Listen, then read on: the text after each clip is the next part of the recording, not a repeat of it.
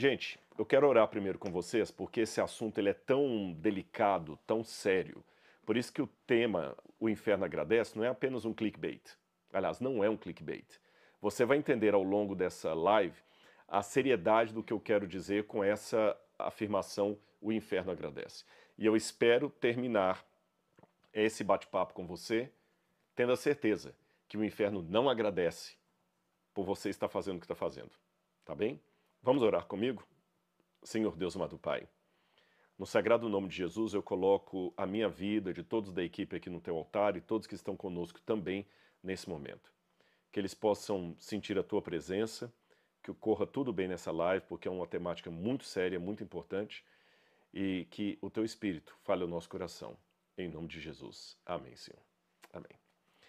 Muito bem, pessoal. Então vamos lá. Pode colocar na tela já aí para mim. O tema é esse, o inferno agradece. E o que eu quero dizer com essa temática? Essa temática eu baseei exatamente no inferno de Dante. Aí tem a imagem de Dante Alighieri e a expressão em latim privatio boni. Deixa eu explicar para vocês um pouquinho de Dante Alighieri. Dante Alighieri foi um escritor importantíssimo da história da teologia cristã e ele escreveu a Divina Comédia, que tem 3 partes. É um poema longo. O Dante Alighieri é responsável até pela consolidação da língua da língua italiana vulgar, uma série de coisas. E quando ele falou do inferno, ele criticou muito o sistema religioso da época que ele vivia. E ele fala então do paraíso, do purgatório, fala do inferno, e ele coloca o inferno como sendo um cone assim para baixo, e ele tem 9 partes que a pessoa vai descendo, e ele faz até uma mescla entre a história bíblica e um pouco da literatura romana, latina. Ele fala muito de Virgílio, Virgílio que vai conduzindo pelo inferno, e ele vai vendo personagens ali em cada andar do inferno, indo à medida que ele vai descendo. E ele define o inferno, em última instância, como a privatio boni, ou seja, o inferno é a privação absoluta da presença de Deus. É você ter a ausência absoluta de Deus. E ele faz uma correlação muito grande entre o que acontece no inferno e a negligência dos crentes aqui na Terra. Ou seja, a sua negligência fortalece o inferno. A sua negligência dá mais poder para o inferno. Então ele faz até uma ideia que não são apenas os pecados ativos que potencializam a ação do inferno em você, mas também os pecados passivos, ou seja, aquilo que eu deixei de fazer também alimenta o poder das trevas. E eu achei muito interessante, é muito forte o poema de Dante Alighieri, eu até recomendo que vocês leiam, é um clássico, e ele tem uma força teológica muito grande. Daí, eu me lembro quando ele fala do que acontecia na sociedade já no seu tempo. Imagina se Dante Alighieri já achava a sociedade do seu tempo uma verdadeira Sodoma que estava alimentando o inferno estava aplaudindo o espetáculo da terra. Por isso que ele tem o trocadilho, a Divina Comédia, porque geralmente nas narrativas gregas e também latinas, a comédia ela terminava com um tom assim de caos.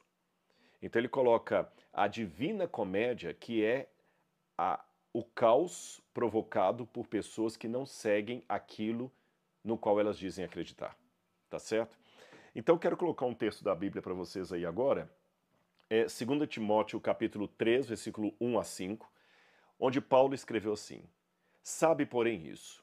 Nos últimos dias sobrevirão tempos difíceis, pois os homens serão egoístas, avarentos, jactanciosos, arrogantes, blasfemadores, desobedientes aos pais, ingratos, irreverentes, desafeiçoados, implacáveis, caluniadores, sem domínio de si, cruéis, inimigos do bem, traidores, atrevidos, enfatuados, mais amigos dos prazeres que amigos de Deus. Até aqui, sempre quando eu li esse texto, por muito tempo eu pensava apenas nas pessoas que não tinham temor de Deus, nos chamados ímpios, que são desafeiçoados, inimigos de Deus, amigos dos prazeres, desrespeitosos. Mas de um tempo para cá, eu fui fazer uma exegese, uma hermenêutica desse texto, e os meus olhos correram para uma parte no final ali que muitas vezes passa batida. Eu vou repetir o texto aí, você vai ver qual a parte. Eu até sublinhei de amarelo ali. Tendo forma de piedade, negando-lhe, entretanto, o poder. Foge também deles. Meu bem, só colocar o celular aqui para marcar o tempo. Tendo forma de piedade, ou seja, Paulo estava escrevendo isso para Timóteo. E Paulo está fazendo uma lista negativa de pessoas que têm forma de piedade. Então ele não está falando dos ímpios, puramente ímpios. Ele está falando de cristãos, de pessoas da igreja, que tinham, ou pessoas religiosas, que tinham forma de piedade, mas nega o poder dessa piedade. E ele fala com Timóteo, foge também destes.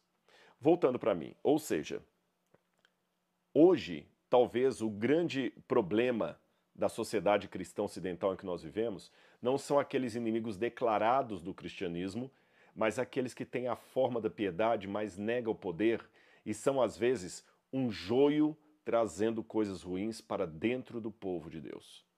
Eu vou contar uma parábola para vocês que ela foi ensaiada a partir dos escritos de Søren Kierkegaard.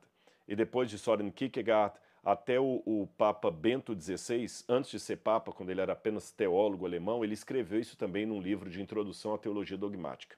Eu vou resumir essa parábola para você entender o que eu quero dizer já no início dessa live com a expressão o inferno agradece. Havia uma cidade que as pessoas tinham o seguinte costume. Durante o dia, eles trabalhavam numa lavoura que ficava uns 3, 4 quilômetros distante da cidade. Era uma vila pequena, de poucas casas. Então eles andavam quilômetros, 4 quilômetros, quase 5 quilômetros para longe da cidade, passavam o dia inteiro plantando a vinha, colhendo a vinha, cuidando, a vinha não, perdão, a agricultura, plantando, colhendo, e à noite voltavam para casa, conversavam um pouco, lavavam os pés, comiam e dormiam. Essa era a rotina deles. Até que um belo dia mudou-se para os arredores daquela cidade um circo, desses circos itinerantes que ficam indo de lugarejo a lugarejo, e a rotina dos cidadãos daquela cidade ou daquela vila mudou, porque esse circo tinha 2 palhaços, era um circo muito pequeno, toda a trupe dele era composta de apenas 2 palhaços. E as pessoas agora assistiam os palhaços fazendo o espetáculo à noite, os 2 palhaços. E era muito divertido, porque elas viam os palhaços à noite, riam de dar dor de barriga de tanto rirem, e no outro dia iam dormir, e no outro dia iam para a lavoura. E na lavoura, durante o dia, eles já ficavam assim, não vejo a hora de chegar em casa e, antes de jantar, assistir o show dos palhaços. Qual será a piada que eles vão contar dessa vez? Eu quero pedir para eles darem aquela cambalhota. Toda hora que eles dão aquela cambalhota, eu começo a rir, que a minha barriga até dói. É gostoso demais. Aí, um belo dia, enquanto os 2 palhaços estavam colocando o seu nariz de palhaço, a touca, a maquiagem, estavam colocando todo o enfeite ali, toda a fantasia de palhaços, um começou a sentir um cheiro de queimado. Ele falou com o outro, você está percebendo cheiro de queimado? O outro, tô. Olharam pela janela do trailer e o mato perto da cidade, perto da vila, que estava seco, começou a pegar fogo. E aquele fogo foi se alastrando, eles sabiam que daqui a pouco o fogo chegaria até a cidade. Então um virou para o outro e falou assim, temos que apagar o fogo. E ele disse, não, mas já tá alto o fogo, não dá para nós 2 apagarmos sozinhos. Nós temos que pedir ajuda ao pessoal lá, que está lá na lavoura. Então tá bom, vamos pedir ajuda. Aí um começou a tirar a roupa de palhaço, o outro, você tá ficando louco? Até a gente tirar tudo isso aqui, o fogo já lastrou, já perdeu tudo. Vamos assim mesmo, do jeito que estamos. E vieram os 2 palhaços correndo estrada fora para avisar o povo que a cidade estava pegando fogo. Coloca de novo essa imagem. Imaginem 2 palhaços vindo, correndo, gesticulando e gritando, fogo, fogo, o fogo, a cidade vai pegar fogo. Lá ao longe, os trabalhadores na lavoura viram a cena daqueles 2 sujeitos coloridos. E o que vocês acham que aconteceu? Se você respondeu, eles começaram a rir, a resposta está certa. As pessoas começaram a rir, e quanto mais os palhaços gritavam, desesperavam e gesticulavam, mais o povo ria. Que era engraçado. E a história de Kierkegaard diz que o fogo veio, destruiu a cidade, as casas, o circo, a perda foi total. Bom, Eu adaptei um pouco a parábola do seu original para deixar essa mensagem com você. Jesus, sempre que contava uma parábola, perguntava ao auditório: o que vos parece? Eu também vou perguntar como Jesus. Você que está me assistindo de casa agora, de vários lugares do Brasil e do exterior, onde está o problema?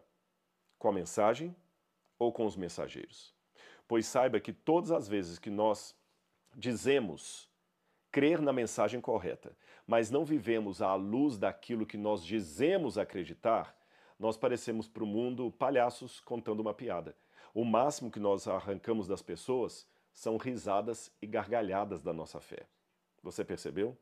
Veja, nós estamos dizendo, e a maioria das pessoas do Brasil são cristãs, e como cristãs, a maioria delas deveria supostamente acreditar na segunda vinda de Cristo.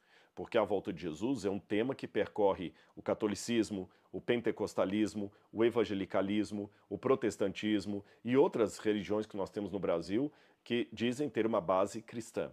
Ou seja, está no credo rezado sempre na Igreja Católica, que é um credo que vem desde o segundo século da época pós-apostólica, que diz: crê em Deus Pai Todo-Poderoso, Criador dos céus e da terra, e lá no final diz: está sentado à direita de Deus Pai Todo-Poderoso, de onde há de vir a julgar vivos e mortos. Então ele vai voltar, está lá no credo. Os protestantes cantavam: já refugia a glória eterna de Jesus, o Rei dos Reis. Breve os reinos desse mundo ouvirão as suas leis. Ou seja, Jesus vai voltar. Adventistas significa nós cremos no segundo advento de Cristo. Agora, o que pouca gente leva em consideração, é aí que está o perigo de nós parecermos palhaços contando uma piada, só arrancamos risada, é que nós não levamos a sério o fato de que a segunda vinda de Cristo está intimamente associada com a pregação do Evangelho no mundo. Eu vou mostrar algumas passagens para você, vou colocar aqui na tela. Mateus 24:14. Se você ler depois na sua casa todo o capítulo de Mateus 24, ele fala da segunda vinda de Cristo e as coisas que iriam acontecer no mundo antes da segunda vinda de Cristo. Lá fala de guerras, terremotos, fome. Mas, sempre que anuncia estas coisas do mundo secular, a Bíblia fala assim: ainda não é o fim. É o começo das coisas. Mas quando chega no verso 14, Jesus disse assim: e este evangelho do reino será pregado em todo o mundo, em testemunho a todas as nações. Então virá o fim. Note que aqui ele não falou: então é o começo das dores. Mas ainda não é o fim. Não. Quando o evangelho for pregado no mundo inteiro, então virá o fim. Essa passagem por si só já me leva a crer que existe uma relação íntima entre a segunda vinda de Cristo e a pregação do evangelho no mundo. Marcos 13, verso 10 também diz: mas é necessário que primeiro o evangelho seja pregado entre as nações. Ou seja, para que a volta de Jesus ocorra, é necessário primeiro que o evangelho seja pregado em todas as nações. Apocalipse 14, 6 e 7 também diz: vi outro anjo que voava pelo meio do céu e tinha o evangelho eterno para proclamar aos que habitam sobre a terra, a toda nação, tribo, língua e povo. Segundo a ONU, tem uns 250 e poucos países reconhecidos pelas Nações Unidas.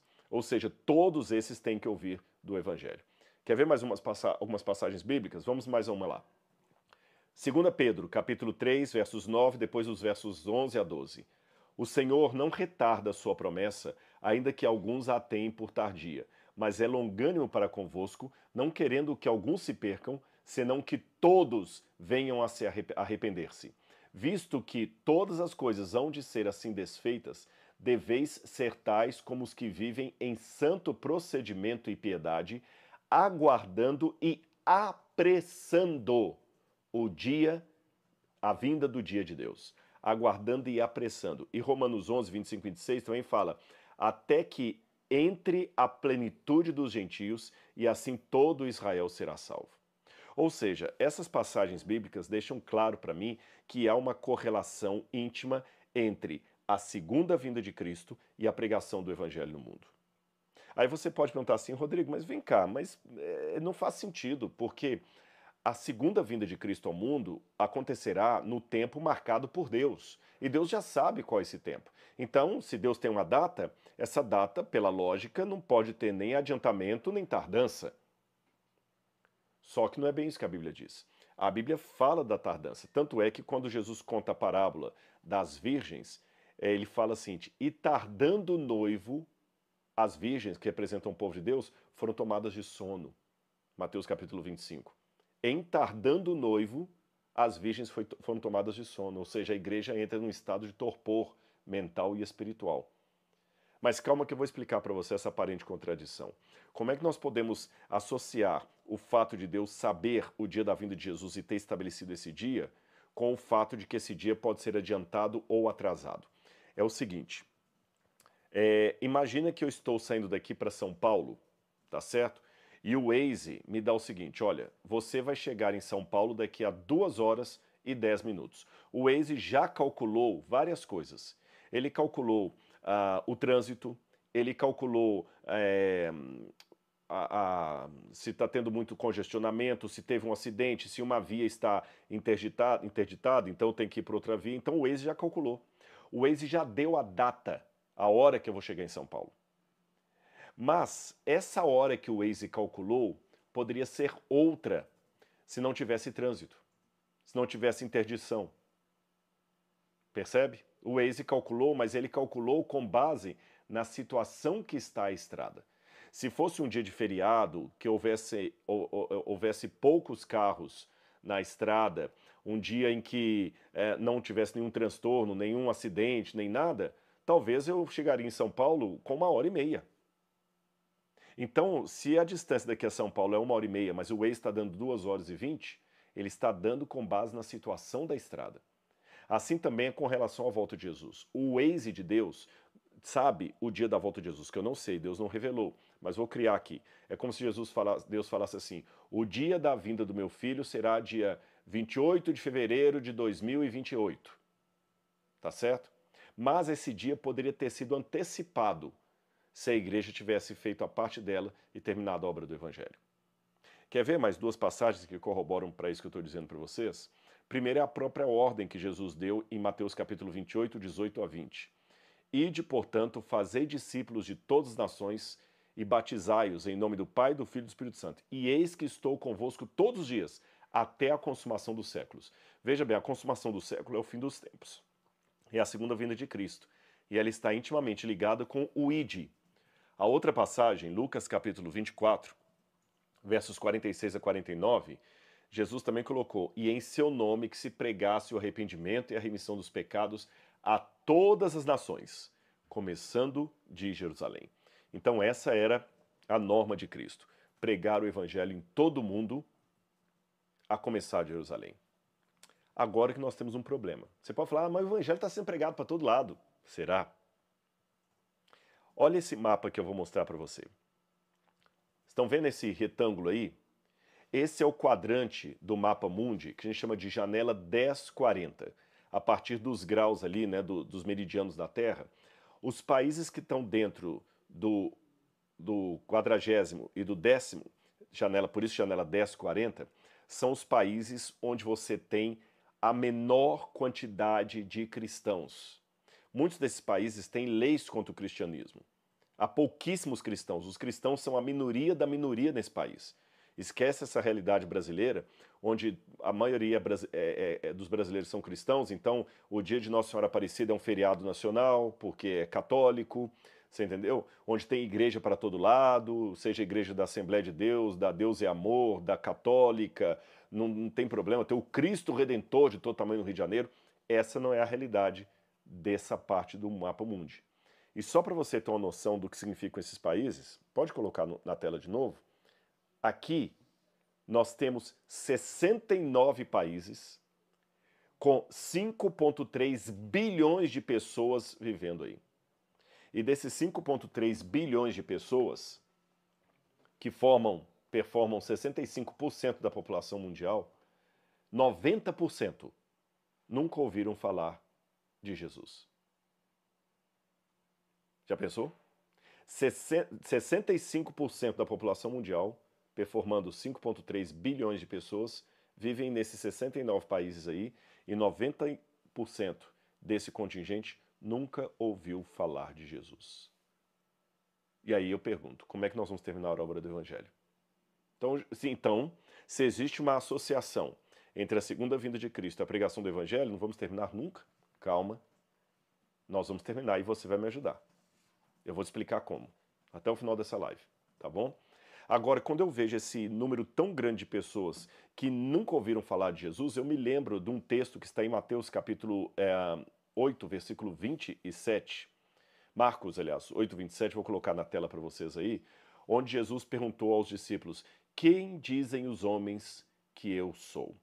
Depois eu quero que você leia toda essa passagem de Marcos capítulo 8. Ela acontece o seguinte: a Bíblia diz que Jesus, deixando o mar da Galileia, foi para a região de Cesareia de Filipe. Pode tirar da tela.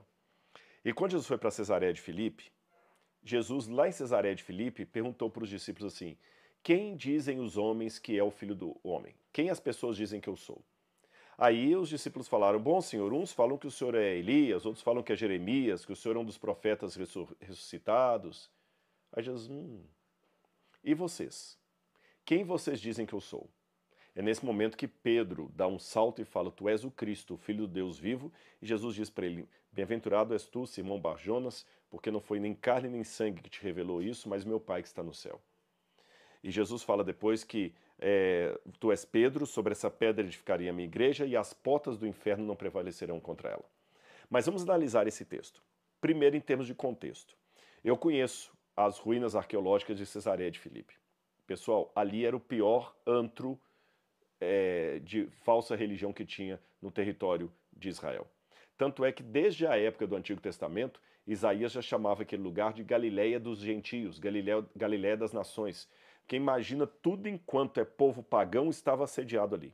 E até hoje você vê no muro de pedra ali do Monte Hermon, onde fica isso, você vê vários nichos de deuses pagãos que eram adorados ali, como o bode dançante, como as ninfas, como Baal, vários deuses ali, vários. Zeus, o imperador tinha um templo ali, o imperador Augusto César, a Lívia, sua mãe Lívia.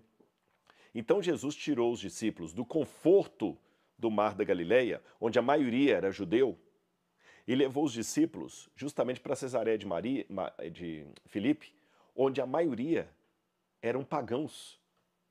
E foi vendo aqueles pagãos ali, talvez com o ar de nojo dos apóstolos, que Jesus perguntou para eles assim: quem que eles estão falando que eu sou? E chama a minha atenção que na resposta dada pelos apóstolos, você não teve nenhum falando assim: eles falam que o senhor é um canastrão, que o senhor é um falsário, que o senhor é um charlatão, que o senhor é um falso profeta.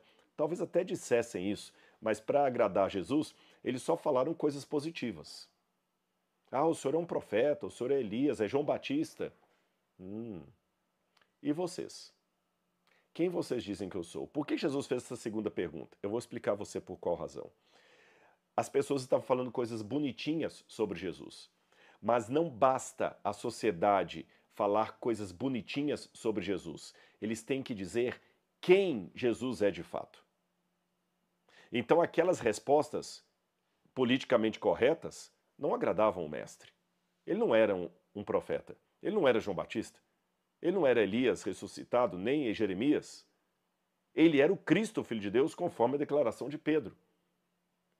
Mas se ele é o Cristo, o Filho de Deus, por que eles estão dizendo que ele é profeta, que ele é Elias, que ele é Jeremias? Ou seja, a retórica da pergunta de Jesus é: quem eles estão dizendo que eu sou por causa do que vocês estão ensinando para eles? Se eles estão falando coisas erradas a meu respeito, é porque vocês não estão ensinando o que é correto. Se eles estão falando coisas bonitinhas, mas que não são exatamente aquilo que eu sou, é porque vocês não estão representando aquilo que deveriam representar. Perceberam o problema? Perceberam isso também para nós que vivemos hoje? Há muitos problemas em relação a esses países da janela 1040. Embora eu respeite muito o trabalho dos missionários, eles merecem as nossas orações, mas no passado houve missionários que levaram uma cultura muito imperialista, muito colonialista para eles e às vezes não deram o exemplo que deveriam dar. Eu vou colocar um outro mapa para você agora. Lembra que eu falei da janela 1040? Agora eu quero falar da janela 4070, que seria a parte de cima. A janela 4070 mostra que se antes nós tínhamos que alcançar a janela 1040, o âmbito agora aumentou. Nós temos que alcançar outros países. E sabe o que está incluído aí?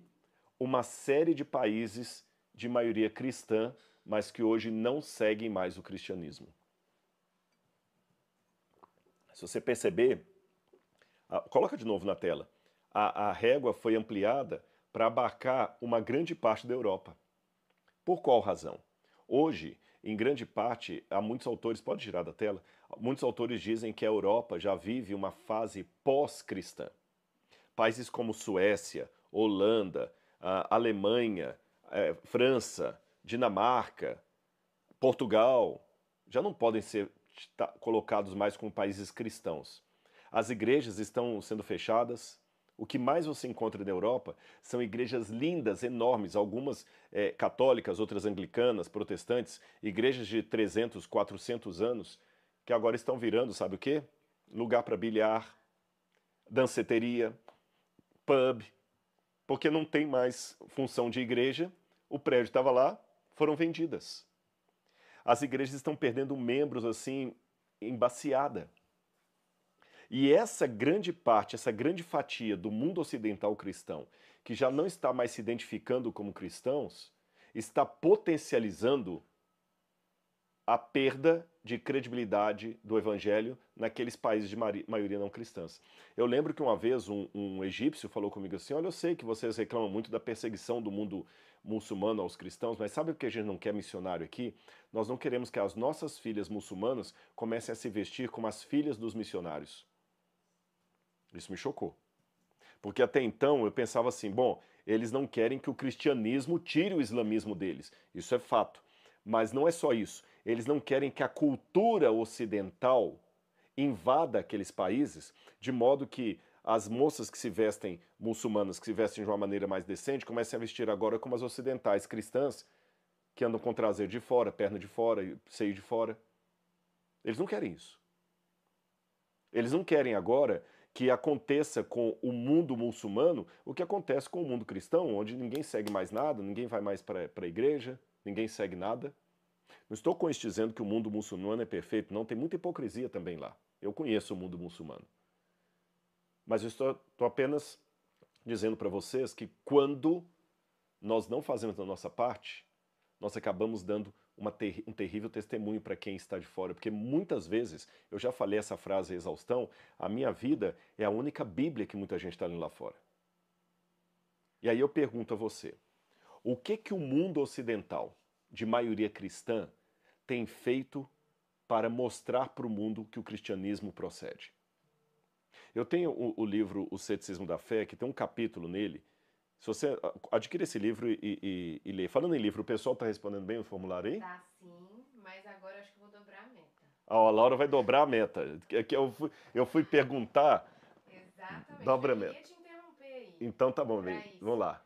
nós temos 11.300 pessoas assistindo. 11.300 pessoas assistindo, 15 mil juntando com... Não, então, só que Ó, aí a gente só vai sortear se a uhum. gente chegar a 15 mil pessoas assistindo. Ó, se chegar a 15 mil assistindo, Então tem que compartilhar a então live. tem 11 mil que tem que chegar a 15. A 15 mil. Então tá bom, olha, eu perguntei, né? Você sabe que eu obedeço. Não adianta mandar mensagem, não, que eu obedeço, que a Laura manda. Falando em meta, eu quero colocar uma coisa para vocês aqui. Vocês sabem que um dos grandes trufos... Tava falando do livro Ceticismo da Fé, né? O Aí Gandhi... quem sabe a gente até sorteia ele também, né? Pode Vamos ser, ver. pode ser. Se o pessoal for bonzinho, eu sorteio uma enciclopédia histórica e um Ceticismo da Fé. O Gandhi, ele quase se tornou cristão na África do Sul, sabia disso? Mas ele foi tão execrado por uma igreja evangélica, não vou falar de qual, eu sei qual é a igreja. Você quer saber qual no livro, eu acho que eu conto. Por causa da cor da pele dele, ele sofreu racismo dentro do cristianismo tão grande que no início Gandhi, quando ele leu o Novo Testamento, ele ficou fascinado com a pregação de Jesus. Ele disse assim, é disso que a Índia precisa. Mas quando ele foi conhecer o dito fã-clube de Jesus, que ele foi execrado ali por ser moreno, nem negro ele não era, ele era indiano. Ele falou, não, esse Jesus não deve ser um bom mestre não, porque os apóstolos dele não aprenderam nada que ele ensinou, os discípulos dele. Olha como é que eles estão me tratando. Aí vem aquela famosa frase, que não é lenda urbana, onde Gandhi teria dito, Mahatma Gandhi, Eu não sou cristão por causa dos cristãos. Imaginem se a igreja tivesse acolhido o Gandhi quando ele chegou ali, abraçado sem preconceito, ele tivesse se convertido, batizado em nome de Jesus. Hoje a Índia seria talvez um dos maiores países cristãos do mundo. Um país com mais de 1 bilhão de habitantes. E uma das principais práticas do cristianismo que nós precisamos ter é o amor, é a caridade. E o mundo precisa de amor e caridade. E já que eu falei de meta, eu quero fazer uma pergunta para você. Chuta um número aí, meu bem, rapidinho. Agora é respondendo nos... Não, sei se, não, não é... Não, não, isso, eu estou pedindo para eles se chutarem um número ali. Ah, ok. Tá bom? Quanto vocês acham que nós precisaríamos em bilhões de dólares para resolver os problemas de saúde, saneamento, fome e erradicar a pobreza do mundo? Para eu erradicar a pobreza do mundo, quanto eu precisaria gastar por ano até 2030? Já vou facilitar para vocês. Eu fiz essa conta, tá? Até 2030, quanto eu precisaria por ano de investimento por ano em dólar? Dá o valor em dólar. Para a gente erradicar a fome no mundo, problemas de saneamento, a saúde básica, alimentação e nutrição de todo mundo. E acabar com a pobreza extrema do mundo. Quanto a gente precisaria? Vamos pensar em Bill Gates, vamos pensar em Elon Musk, vamos pensar nos sheiks lá dos Emirados Árabes. Vamos supor, a Thalita colocou 267 bilhões de dólares por ano. Quem mais? A Thalita deu um número aqui, 267 bilhões de dólares. Quem mais? 30 mil milhões de dólares, 30 bilhões. Osmael falou, é a minha primeira vez aqui. Obrigado pelo superchat, Osmael. Seja bem-vindo, viu? Quantos colocaram aí? 200 bilhões. 200 bilhões. O Denis também colocou 200 bilhões de dólares por ano. Luiz Carlos também colocou 200 bilhões. O Alexandre Costa Pedroso, 20 bilhões. A Emma colocou 500 bilhões. Dan Tatu, 5 bilhões de dólares. Érica Pereira, bilhões, não colocou quanto. Bom, eu vou responder para vocês. Eu fiz uma pesquisa, eu não estou dando as fontes aqui, mas foi uma pesquisa tabulada, eu fiz com artigos, coisas da ONU, da Unesco, tudo. Eu vou mostrar o gráfico para você. Olha aí. Custos estimados para erradicar pobreza, fome, falta de saneamento e saúde básica.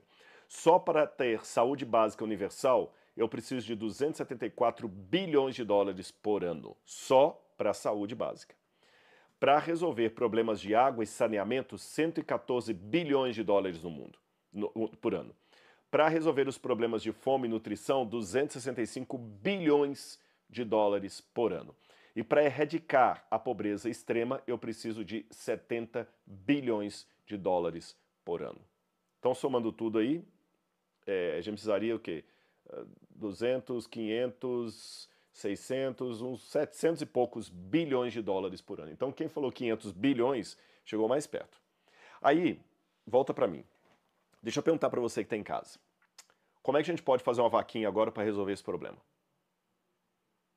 Dá a solução aí. Eu também quero a participação deles, meu bem. Sim, Como é que a gente pode fazer uma vaquinha para conseguir quase 700 bilhões por ano até 2030 para acabar com a fome, com a miséria no mundo, com o saneamento básico? Onde é que a gente pode juntar, cobrando mais impostos das pessoas, fazendo uma vaquinha dos mais ricos, taxando as grandes fortunas? Como é que a gente pode juntar esse dinheiro aí? Tem alguma opinião aí, meu bem, já? Ainda estão na quantidade. Estão na quantidade ainda, na quantidade. Vamos lá, eu quero a opinião de vocês. Fala o nome de quem falou.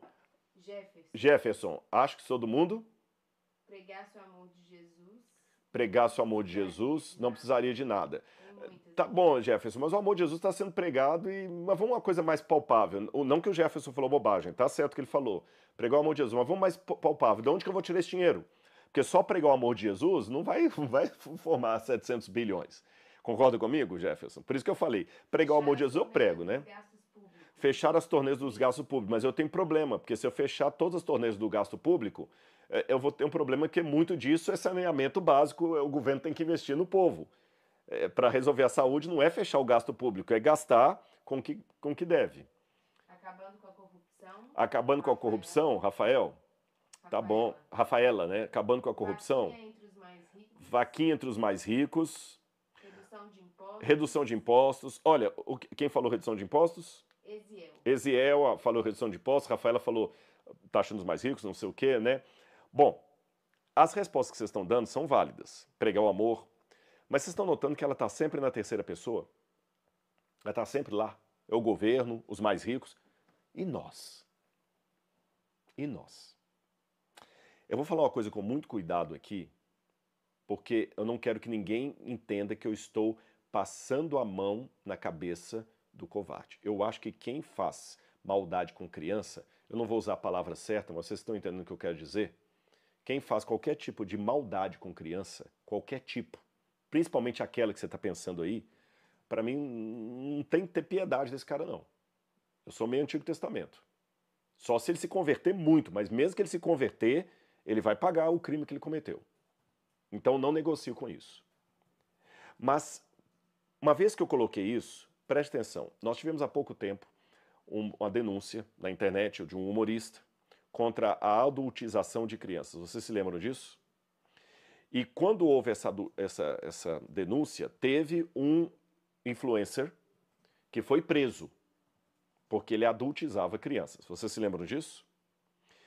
Eu não sou em nenhum momento contra a prisão do indivíduo. Nem acho que tem como justificar o que ele fez, nem não tem mas. É a escória da sociedade que faz um negócio desse. Porém, ele tinha 14 milhões de seguidores. Puni-lo e não fazer nada contra os 14 milhões que o seguiam,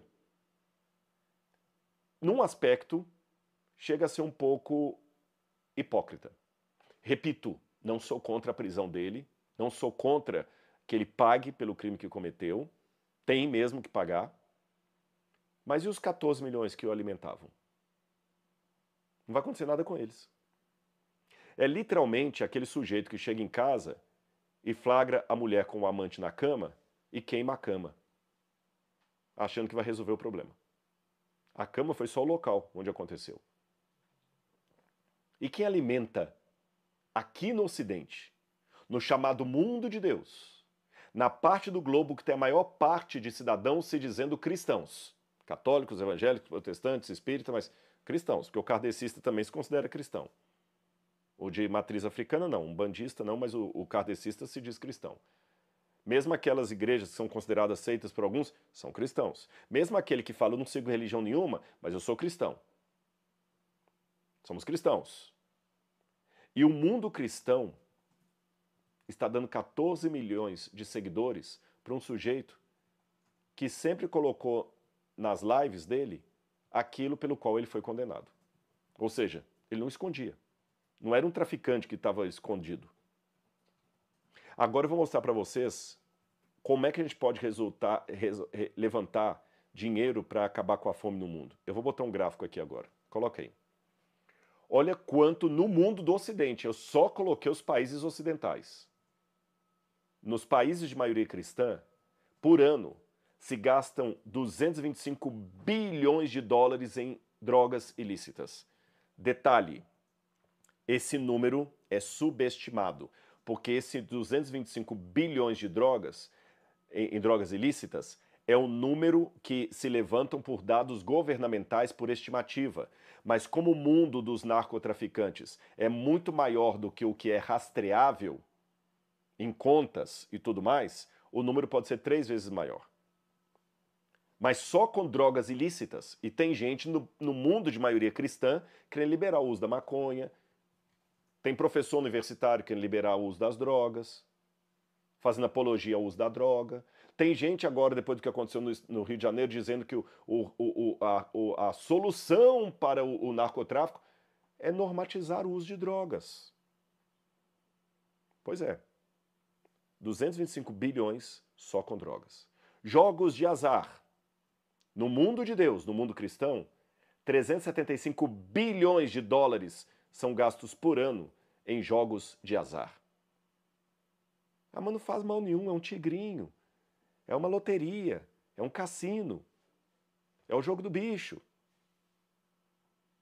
Enquanto você está jogando isso aí, querendo uma fortuna imediata que você não está preparado para recebê-la, você está alimentando. Se nós não jogássemos em jogos de azar, eu digo nós, não que eu jogue, mas eu estou me incluindo na população ocidental, eu já teria 375 bilhões por ano para ajudar na fome no mundo.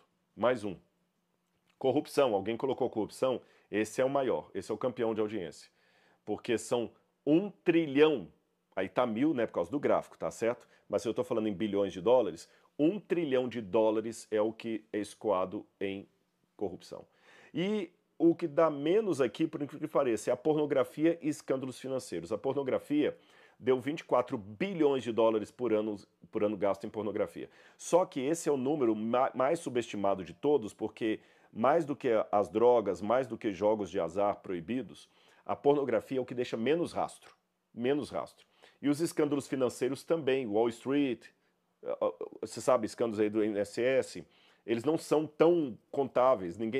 O próprio governo não deixa transparecer, porque muitos governos têm aqueles anos daí de silêncio, de segredo, né, que não conta. Então a gente não sabe. Eles colocaram 4 bilhões aqui, mas o número é muito maior. Se você somar isso aí, eu tenho muito mais dinheiro para resolver os problemas do mundo do que nós precisaríamos. Tudo se o mundo ocidental seguisse o evangelho, que proíbe essas coisas. Vícios, pecados. E olha o que o próprio Jesus falou. Nisto conhecerão todos que sois meus discípulos, se tiverdes amor uns aos outros. João 13:35. Mas vivemos um ocidente que negligencia o amor. Nós preferimos gastar em pornografia, nós preferimos gastar em bebida alcoólica, preferimos gastar em jogos de azar, preferimos gastar nos nossos vícios, a gastar com a caridade. Tá vendo que não precisa ficar apontando só para o governo, não que eu também estou passando pano para o governo, ou para os mega milionários, fala assim, não, se eles fizeram a vaquinha, nós também podemos agir aqui. Nós não partilhamos nem pão e nem Bíblia. Esse é que é o problema. Nós temos que partilhar as duas coisas. A Sagrada Escritura tem uma mesma quantidade de versículos pedindo para darmos o pão ao nosso pobre, como também pedimos pregar o Evangelho. E eu vejo as pessoas até falam, a caridade tem que fazer, mas a mesma Bíblia que ordena praticar a caridade, ordena pregar o Evangelho. Então, se você prega o Evangelho, mas não pratica a caridade, você está sendo um avião querendo voar com uma asa só. Se você pratica a caridade, mas não prega o Evangelho de Jesus Cristo, você está do mesmo jeito, é um avião maneta ali, um avião que não, sabe? Caridade e Evangelho são duas asas do mesmo avião. Se faltar uma, ele não decola, ele não levanta voo. E o povo de Deus não prega. Sabe por quê? A própria Bíblia colocou em Oséias 4, verso 6. O meu povo perece por falta de conhecimento. O povo de Deus não prega a palavra, não vive a palavra, não tem uma mente de Cristo. Sabe por quê? Porque eles nem conhecem o que é a mente de Cristo. As pessoas estão sabendo mais hoje sobre Game of Thrones do que sobre os tronos de Israel e Judá. Como é que você pode falar, eu sou cristão, mas eu nem conheço as bases do cristianismo? Como é que eu vou ensinar o que eu não sei? E olha o declínio do engajamento bíblico nos Estados Unidos, depois eu vou mostrar no Brasil, para vocês verem. Eu não tenho os dados de 2000 para comparar, mas em 2010, 36% dos cristãos se diziam cristãos praticantes. Daquele montante americano que dizia eu sou cristão, 36% diziam eu sou cristão praticante. E esse número já era menor do que o 2000. Em 2000 era 45% dizendo ser cristão praticante. Em 2010 caiu para 36%, em 2020 caiu para 25%. E mesmo desses 36% que se dizem cristãos praticantes, apenas 16% dizem que tiveram uma pontuação boa num teste, num quiz bíblico. E em 2019 esse número caiu para 14%. E eu vou mostrar para vocês as loucuras. Olha o que as pessoas têm respondido sobre Bíblia. E se você não entender a piadinha, é que você também não está conhecendo Bíblia. Vou colocar aí, ó. Uma pesquisa feita com alunos formandos numa escola de ensino médio diz que mais da metade pensavam que Sodoma e Gomorra era um casal, marido e mulher. 6% das crianças acreditavam que Hércules era um personagem da Bíblia. E mais da metade dos pais, 54%, acreditavam que Jogos Vorazes poderia ser uma história bíblica. A Bible Society constatou que quase um terço, 29% das crianças entre 8 e 15 anos, não sabia que a história do nascimento era bíblica. E cerca de 1 em cada 5 adolescentes acreditam que a Bíblia não é inspirada por Deus. Você está entendendo a gravidade do que eu estou apresentando? E há dados ainda terríveis. Outras pesquisas do Pew Forum mostrou que entre muitos cristãos, especialmente de igrejas conservadoras, uma grande percentual deles achavam que a expressão Deus ajuda quem cedo madruga estava na Bíblia. Outros acreditavam que a expressão também assim, 1000 passará, 2000 não chegará, era um sermão de Jesus. Muitos acreditavam que o evangelho de Tomé fazia parte do Novo Testamento. O cristianismo está morrendo aqui no Ocidente. Ele está tendo uma arrogância que está vivo, mas ele está morrendo. No Apocalipse Deus fala, você tem ar que está vivo, mas você está morto. E olha essa página de jornal aí. A população cristã nos Estados Unidos tem declinado por anos. Isso foi publicado. E não somente isso. Olha outra matéria também. O atendimento dos cristãos ao comparecimento à igreja tem declinado na maioria dos grupos religiosos americanos. E 3 em cada 10 adultos americanos atendem regularmente aos cultos. Tá certo? Eles são liderados pelos mormons. Os mormons é que tem um número maior de 67%. Ou seja, hoje muita gente está falando Cristo sim, igreja não. E eu vou dar mais números para você ter uma noção como é que a igreja está caindo nos Estados Unidos. Olha aqui. A afiliação cristã nos Estados Unidos caiu de 78% para 62%. As igrejas protestantes históricas foram as que mais encolheram, de 18% para 11% da população adulta. Denominações tradicionais como a Presbyterian Church perderam, no caso da Presbyterian Church, a igreja presbiteriana, há várias igrejas presbiterianas, como no Brasil, né? Tem igreja presbiteriana do Brasil, tem... Nos Estados Unidos, a Presbyterian Church, que era uma das mais fortes, ela tinha 2,5 milhões de membros. E em 20 anos, ela perdeu 1 milhão de membros, quase 50%, quase metade. A igreja presbiteriana, a Presbyterian Church dos Estados Unidos, encolheu em 1 milhão de membros que deixaram a igreja, desapareceram. Você tem igrejas enormes lá vazias. Mesmo grandes denominações evangélicas americanas, como por exemplo os Batistas do Sul, que era a maior... Aqui no Brasil, a maior igreja evangélica é a Assembleia de Deus. Nos Estados Unidos eram os Batistas do Sul. Eles tinham 16 milhões de membros nos Estados Unidos. Encolheram para 12,7 milhões de membros. Tá certo? O catolicismo continua grande nos Estados Unidos. 1 em cada 5 americanos é católico, mas com uma fuga silenciosa de fiéis nativos e retenção via imigração. Ou seja, as igrejas que ainda crescem são igrejas de imigrantes. A crise é geracional. Muitas igrejas estão literalmente envelhecendo mais rápido do que conseguem evangelizar. Volta para mim. E aí? Eu quero outro comentário de vocês na live. Eu quero sua participação, e a Laura vai me ajudar aqui. Você conhece alguém que foi criado com você num berço cristão e hoje já não vai mais à igreja? Vocês vão entender por que dá para fazer A Laura vai fazer uma enquete aqui. Eu quero que você responda o seguinte, sim ou não? Você conhece alguém do seu círculo íntimo, tá bom? Alguém bem próximo, ou um amigo muito íntimo, um amigo de infância, ou alguém que foi criado com você, que hoje não vai mais à igreja, tá bom? Eu quero uma enquete.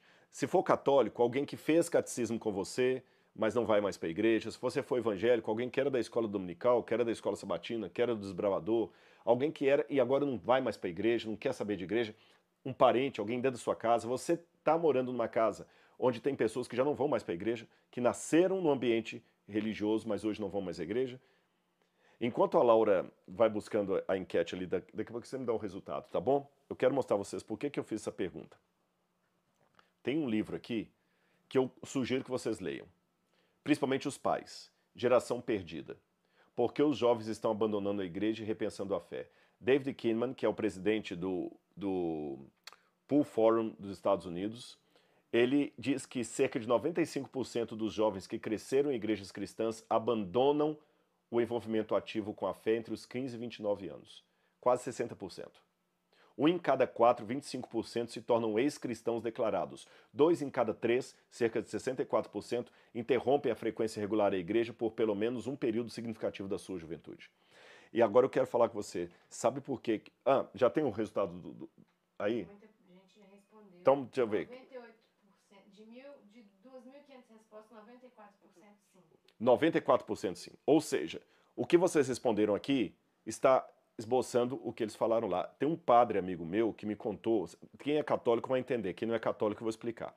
Na igreja católica você tem o batismo, você tem a primeira comunhão e tem a crisma. O batismo, você é batizado, seus pais batizam na fé católica. A comunhão é quando você faz o catecismo para poder tomar a primeira comunhão. E a crisma é quando você confirma a fé do seu nascimento. Esse padre falou comigo, ele falou assim, Rodrigo, de cada 100 crianças que eu batizo, uma eu crismo. Uma. 1%. Ele fala 1% é o número de crianças que a maioria dos párocos hoje crismam, que foram batizadas na igreja católica. No mundo evangélico também está assim. Eu mostrei para vocês dados aí. E isso tem coincidido nos Estados Unidos com dois fatores. Sabem qual? Perda de relacionamento com a Bíblia. Por exemplo, nos Estados Unidos, mostrou que a geração Z, apenas 9% dos adolescentes hoje são comprometidos com a Bíblia. E cerca de 47% deles eram designados como desengajados da igreja. O estudo também descobriu que adolescentes da geração Z eram mais propensos do que as gerações mais velhas a se identificarem como ateus, 35%. Antes era desviado, né? Agora é ateu. E você está achando que eu só estou falando de realidade americana? Vou mostrar dados do Brasil também que vão estarrecer você. Assim, eu ia falar de dois, né? Eles estão notando que essa queda na igreja está vindo junto com dois fatores que eles acham que estão interligados. A perda de relação com a Bíblia Sagrada e o aumento da delinquência nos Estados Unidos. Eu vou mostrar para vocês dados do Brasil. De acordo com o IBGE, pode colocar aí na tela, em 2010, 65% da população brasileira se diziam católicos. Em 2022, esse número caiu para 56%. Os evangélicos em 2010 eram 21%, em 2002 subiram para 26%. Aí os evangélicos vão bater palma e falar, estamos ganhando da igreja católica. Gente, isso aqui não é corrida de carrinho de rolimã, não. Eu estou falando de algo mais sério. Sabe por quê?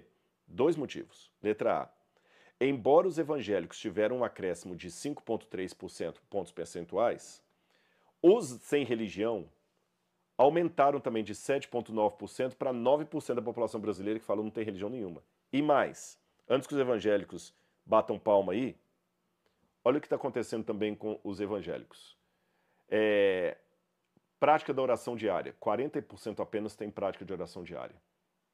Enquanto os adultos, idosos com religião, 94% têm uma fé viva na prática, os religiosos sem prática regular da fé são 50%.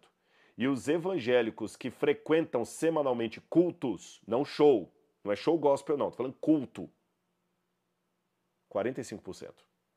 Então o que adianta ter subido e bater palma contra os católicos, sendo que desses evangélicos que subiram, apenas 40% seguem regularmente o culto da igreja. Quando eu falo culto mesmo. Não é assistir a banda, não é o louvorzão, não. É ir para a escola dominical. E dos católicos, apenas 8% frequentam a missa semanalmente. Apenas 8% dos católicos. Agora vamos voltar para a realidade americana, porque o que acontece na América vem para cá. Eu quero mostrar a foto de um sujeito para vocês, Alex de Tocqueville. Alex de Tocqueville era um francês, jurista, que ele saiu da França depois da Revolução Francesa para estudar o segredo da democracia americana. Eu vou explicar a você o que aconteceu. Quando teve a Revolução Francesa, no século XVIII, lá na França, os franceses ficaram com medo daquilo que o Tocqueville chamou de a tirania da democracia, a tirania da maioria. Porque ele percebeu que o povo derrubou a Bastilha, instituiu um novo poder, mas o povo começou a se tornar o próprio déspota do povo. Todo mundo agora ia para a guilhotina. Todo mundo perdeu o controle a coisa. E os Estados Unidos estavam crescendo. Era uma colônia que deu certo. Os franceses admiraram isso, tanto é que eles mandaram a Estátua da Liberdade em Nova York para comemorar a independência americana, de 4 de julho de 1776. Então, Tocqueville foi à América para estudar qual o segredo da democracia americana que eles estão conseguindo que nós perdemos. E ele chegou a uma conclusão, visitando especialmente os presídios. O que fortalecia os americanos era a sua força moral baseada na Bíblia. E ele disse, América, vocês querem continuar sendo um país de valores, mantenham a Bíblia. Mantenham o lado bom de vocês. Se vocês perderem isso, vocês não serão mais bons. Quando os Estados Unidos começou a declinar do contato com a Bíblia, de ir à igreja e tudo mais, começou a delinquência. Você pensa que é só o Brasil que tem problemas? Realmente, nós temos problemas como o do Rio de Janeiro, mas nos Estados Unidos também a delinquência está terrível. Só para você ter uma noção, fontes, eu tenho várias fontes, mostram que 61%, 61 milhões de norte-americanos usaram drogas ilícitas em 2024.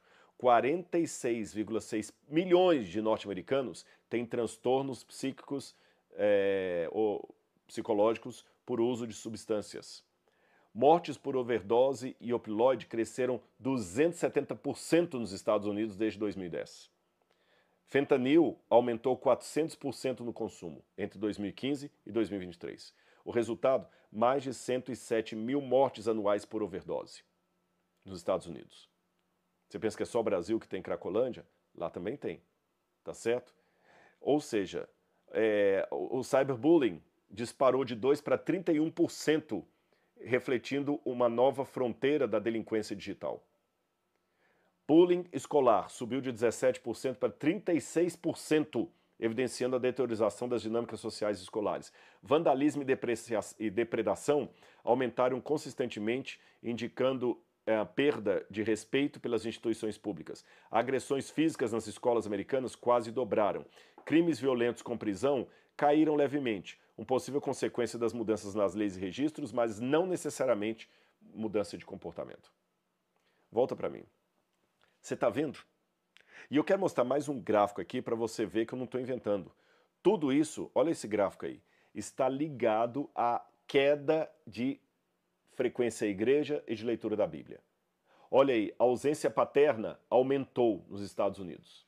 Tá certo? A ausência paterna aumentou, casos de bullying escolar aumentou, delitos digitais aumentaram, uso de redes sociais aumentou, mas olha aqui, olha, frequência religiosa semanal caiu, e com ela também o uso da Bíblia Sagrada.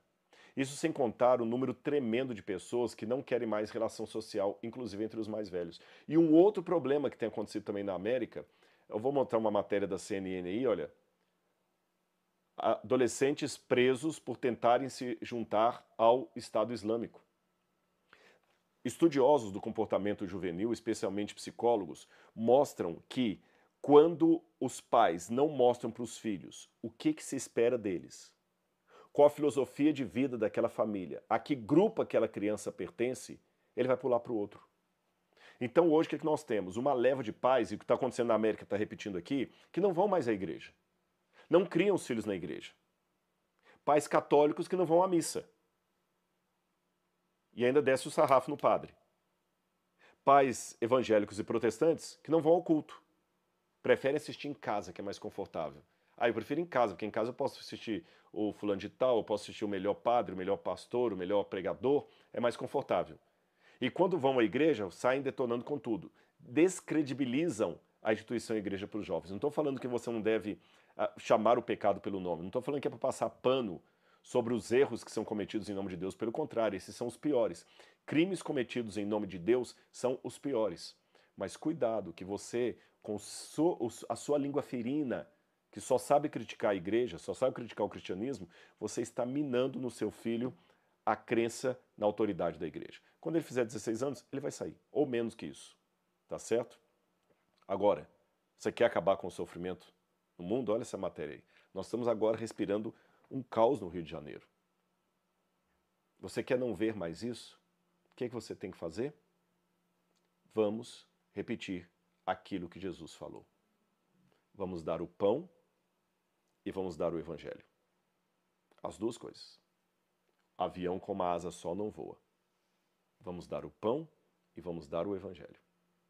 Você está distribuindo o pão e o evangelho. Não estou perguntando se você manda um dinheirinho uma vez por mês ali para ajudar a LBV. Não, eu estou falando se você também arregaça as mãos e reparte com o seu semelhante que você tem.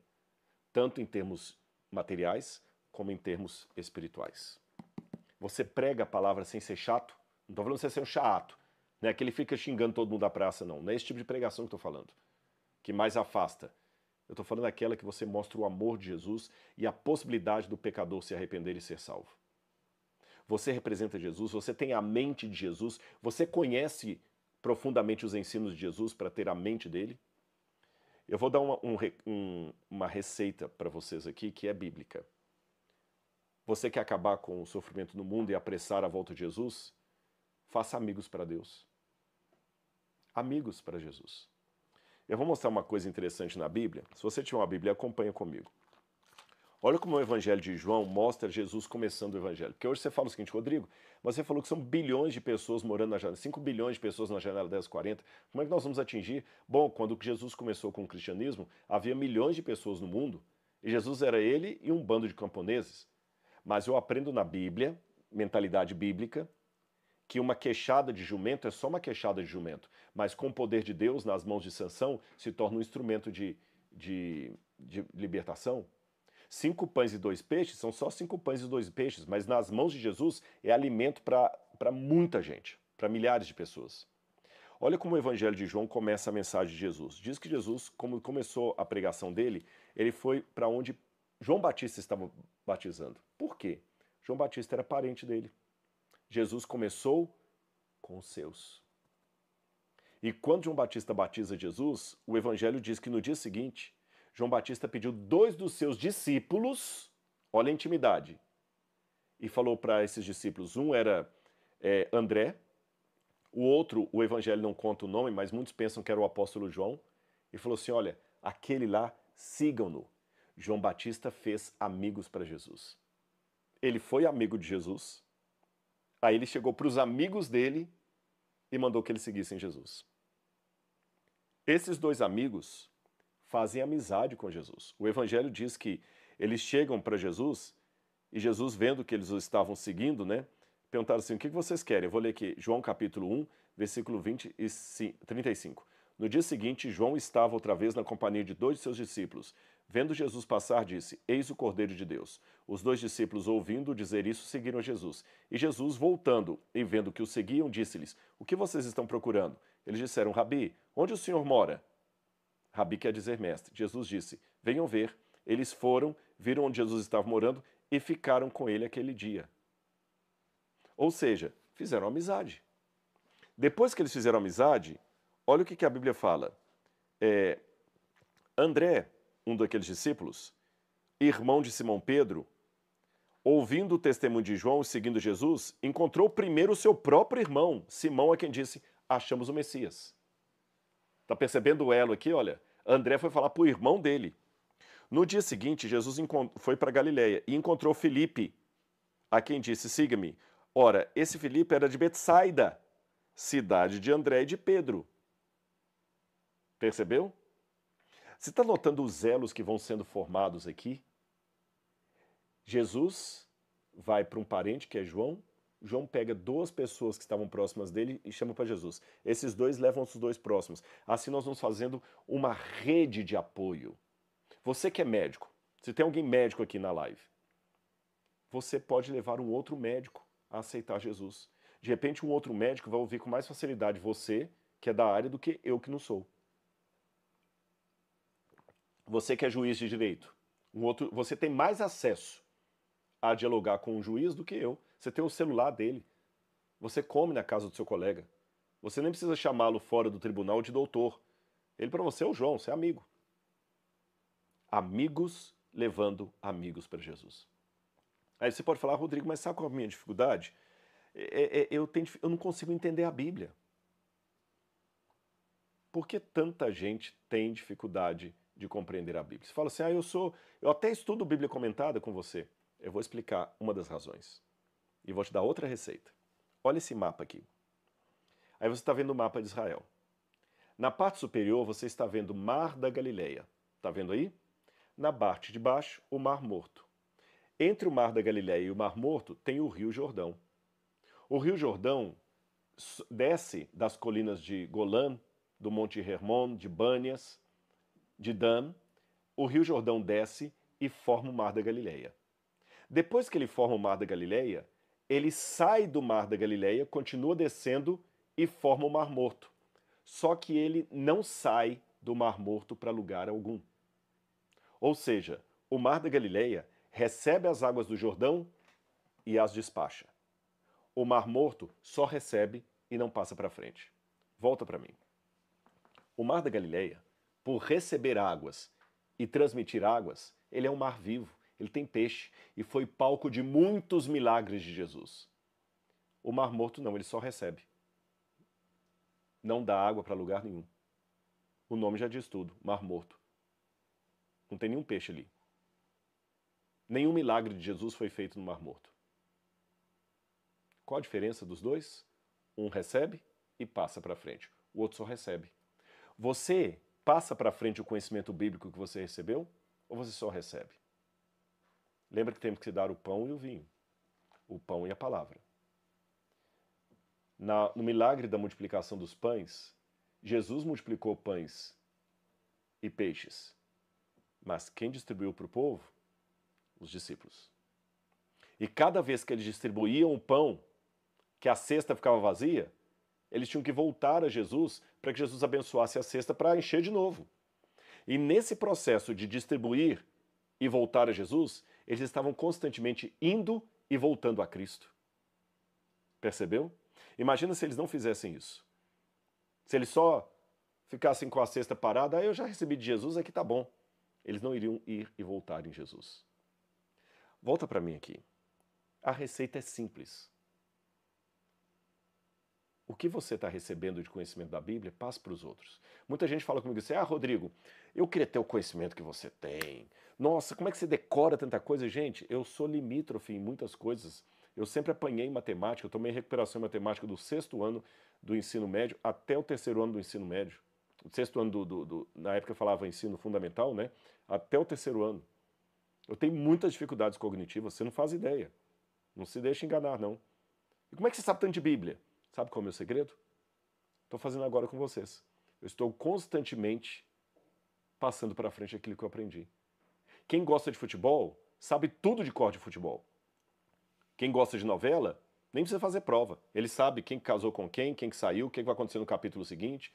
Quem gosta de Game of Thrones sabe o nome de todos os personagens. Então é simples. Aquilo que você se alimenta, você fala sobre aquilo. Então comece a partilhar com os outros aquilo que você sabe. Aliás, vou até mostrar para você, para terminar aqui, 2 dados interessantes. Esse livro ele está em inglês, de Alan Lux. Alan Lux fez uma pesquisa, O Poder Curativo de Fazer o Bem. E baseado numa pesquisa de mais de 3.000 voluntários, eles perceberam que quando você ajuda, ele chama isso de helper high, que significa a euforia de quem ajuda, você tem uma sensação de bem-estar, de leveza, de energia, redução imediata de estresse, aumento da liberação de endorfinas e dopamina, a substância da felicidade. Ou seja, ajudar o outro é bom para você. Você sabe que eu tive depressão profunda, né? E uma das coisas que a minha médica falou que me ajudou na minha depressão foi eu ajudar outras pessoas, mesmo quando eu estava deprimido aqui no Cevisa. Ajude alguém, até financeiramente. Esse estudo também foi reproduzido no Journal of Economics and Finance, dizendo que o poder do Helpers High, mostra que quando você ajuda até financeiramente, você é beneficiado. Aí eu lembro de Atos, capítulo 20, verso 35. A maior felicidade em dar do que em receber. Percebeu? Eu quero agora juntar força com você, porque nós vamos fazer mudança. Eu quero propor para você, nesse momento, a fazer uma revolução no Brasil, que eu não vou precisar ficar dependendo de governo, de bilionário. Nós vamos começar a mudar a partir de nós. Eu vou contar uma parábola. Presta atenção nessa parábola.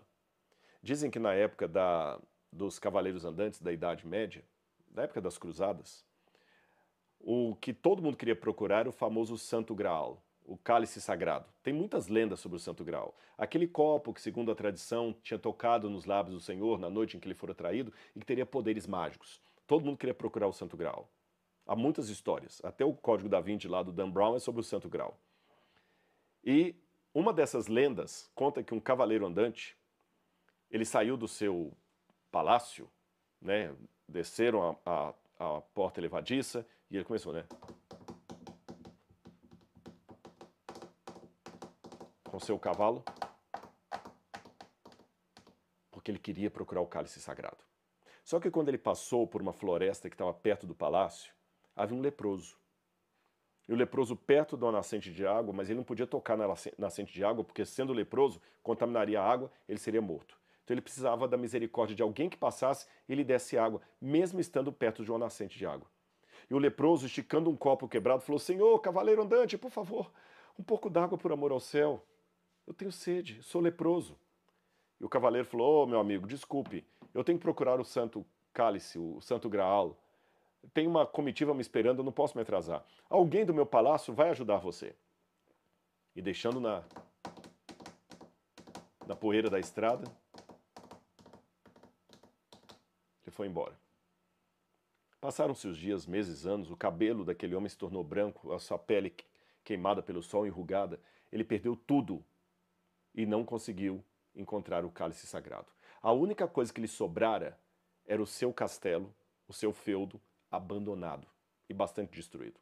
A sua família morreu de uma doença, ele não conseguiu a cura, não conseguiu o cálice sagrado, e ele voltou frustrado, porque não conseguiu o cálice sagrado, não conseguiu a cura para a doença que teve no seu feudo, todos morreram, não sobrara nada para ele. Somente a frustração, o seu cavalo, que agora já era um pangaré, e o seu feudo destruído. E quando ele chega perto da clareira, voltando, desanimado, sabe quem estava vivo ali ainda? O leproso. E bem fragilizado pela doença, ele estica com muita dificuldade o copo: Senhor, estou quase morrendo. Por favor, pega um pouco d'água para mim, por amor ao céu, para que eu pelo menos não morra com sede. Sem pressa, tomado de misericórdia, ele desce do seu cavalo, vai até a água e pega o copo do leproso, estica na água. Quando ele tira o copo da água, o milagre aconteceu, um brilho, que ele até caiu para trás, um tanto assim, ofuscado. E aquele copo quebrado do leproso não era um copo quebrado, era o próprio cálice sagrado, era o Santo Graal. E o leproso já não era mais o leproso, mas a figura reluzente do Filho de Deus. Eu sei que é uma lenda, mas eu quero deixar um recado para você. Ela é válida para me ensinar uma coisa. Há muitos que buscam longe o que está perto. Será que você está buscando longe o que está perto?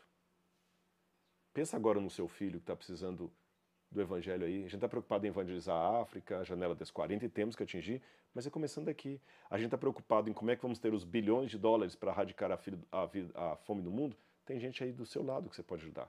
É dar o pão e a palavra. As duas coisas, não é só uma delas, não. Aliás, eu até quero agora que ninguém preencha mais o formulário. Feche, daqui a pouco eu vou sortear os 2 livros, porque eu quero bastante a sua atenção agora. Você entendeu o que eu quis dizer com a expressão "o inferno agradece"? Quando o mundo ocidental, que se diz cristão, não partilha a sua fé, não vive aquilo que o Cristo ensinou, o inferno agradece. E eu não quero que o inferno agradeça o meu mau cristianismo.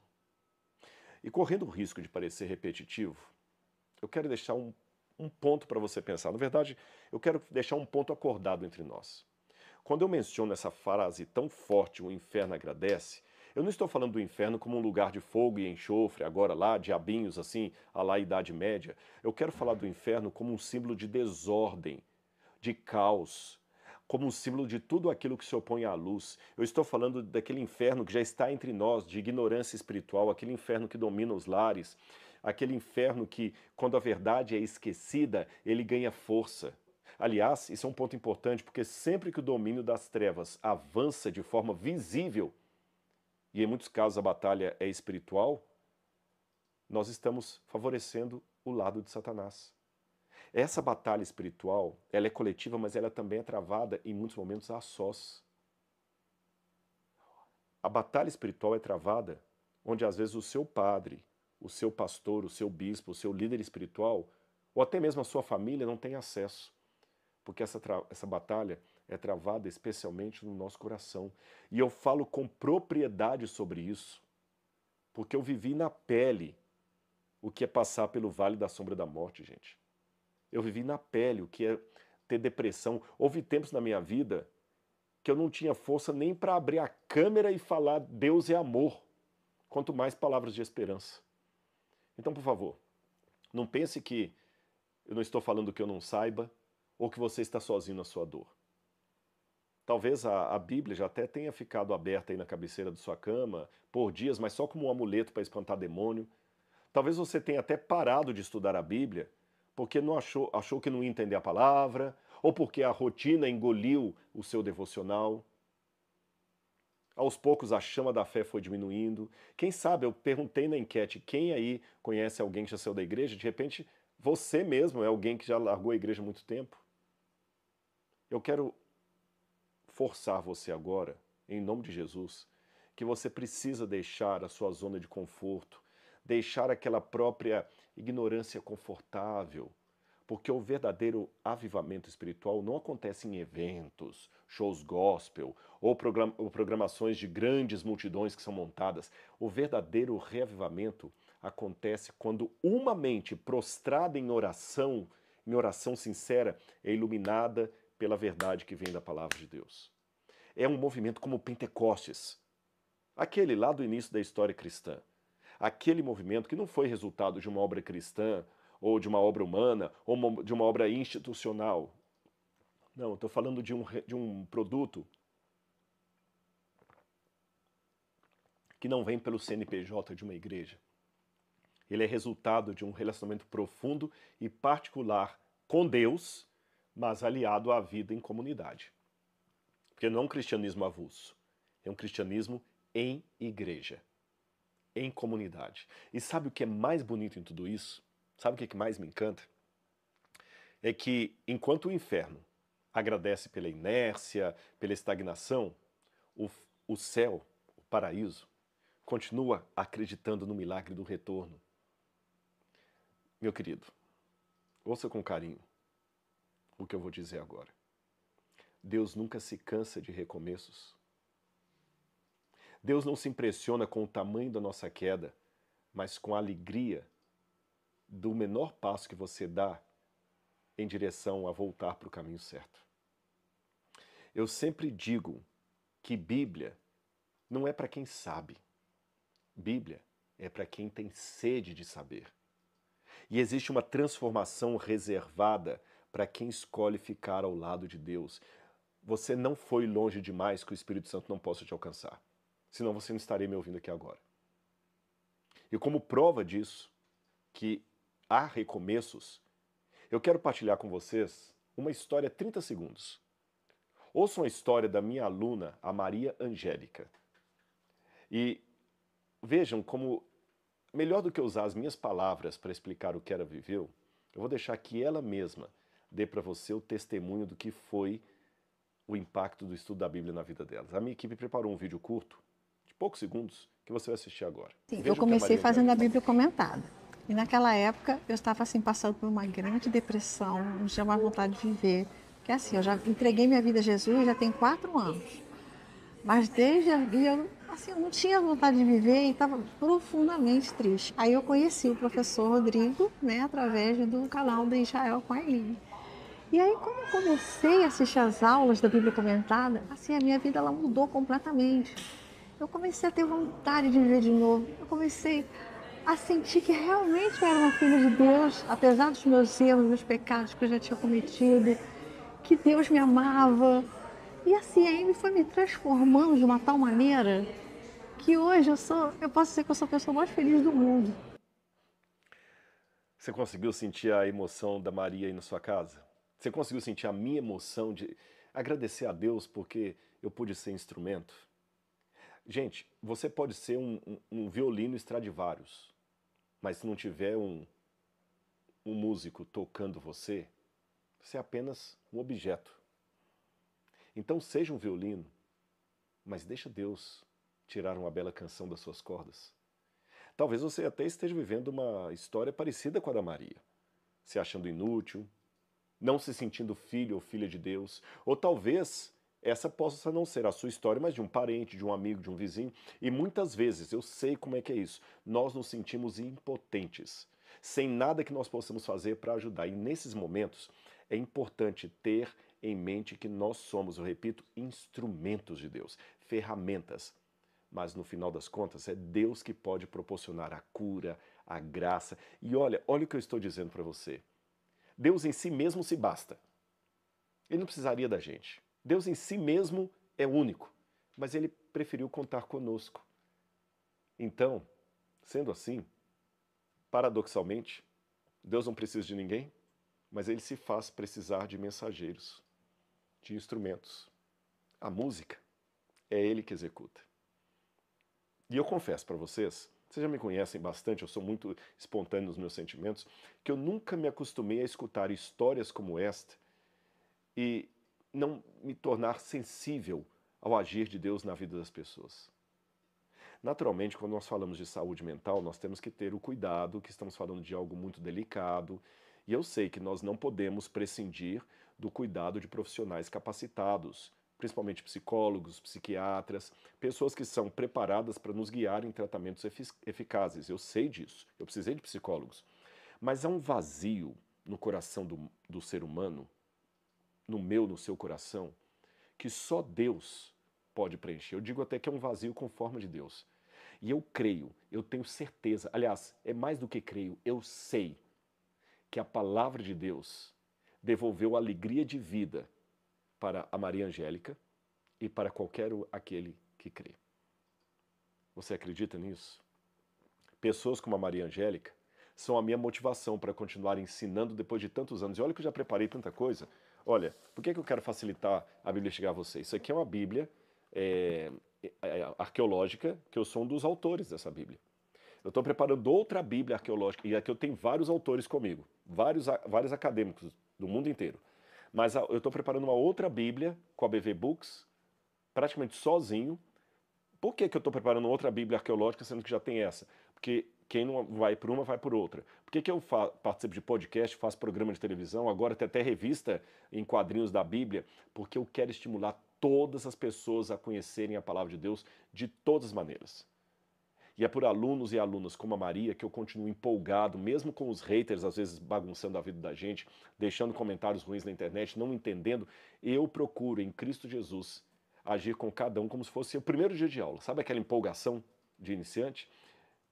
Quando a Bíblia Comentada foi criada, você lembra, o nosso objetivo era construir o museu, manter o museu e também fornecer ferramentas corretas para que qualquer pessoa pudesse ter conhecimento aprofundado da palavra de Deus de maneira acessível. Ou seja, que você pudesse ter o mesmo conteúdo que eu dou para os meus alunos de teologia, no mestrado, no doutorado ou na graduação.